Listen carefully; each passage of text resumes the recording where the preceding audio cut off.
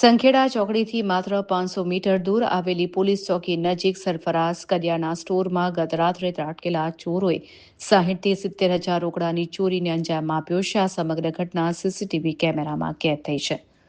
બનાવની વિગત જોઈએ તો દુકાન માલિક આસિફભાઈના જણાવ્યા મુજબ ગત રાત્રે અંદાજે 3 વાગ્યાની આસપાસ આ બનાવ બન્યો હતો.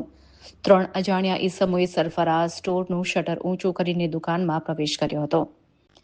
ત્રણેય ચોરો દુકાનમાં ચોરી કરતા સીસીટીવી કેમેરામાં સ્પષ્ટ રીતે કેદ થયા છે. ડ્રોવરમાં મૂકવામાં આવેલા અંદાજે 60 થી 70 હજાર રોકડા રૂપિયાની ચોરી થઈ છે. એક ડ્રોવર ચોરો દ્વારા બહાર કાઢીને દુકાનની પાછળ ખુલ્લી જગ્યામાં ઊંધું પાડી દેવાયેલી હાલતમાં મળી આવ્યો હતો. સવારે દુકાન ખોલતા આસિફભાઈને ચોરીની જાણ થઈ હતી. તેમણે તાત્કાલિક સંખેડા પોલીસ સ્ટેશનને આ ઘટનાની જાણ કરી હતી. જાણ થતાં સંખેડા પોલીસના કર્મચારીઓ ઘટના સ્થળે દોડી આવ્યા હતા અને સ્થળ તપાસ હાથ ધરી હતી. પોલીસે સીસીટીવી ફૂટેજ કબજે કરીને વધુ તપાસ શરૂ કરી છે. પોલીસ ચોકીથી નજીક જ બનેલા આ ચોરીના બનાવને લઈને સંખેડા નગરમાં ચર્ચા જાગી છે. સ્થાનિક લોકોનું કહેવું છે કે છેલ્લા ઘણા મહિનાથી સંખેડા તાલુકામાં ચોરીના બનાવો વધ્યા છે. ચોરો બેફામ બન્યા છે અને પોલીસ તંત્રને હાથતાળી આપીને ચોરી કરવામાં સફળ થઈ રહ્યા છે.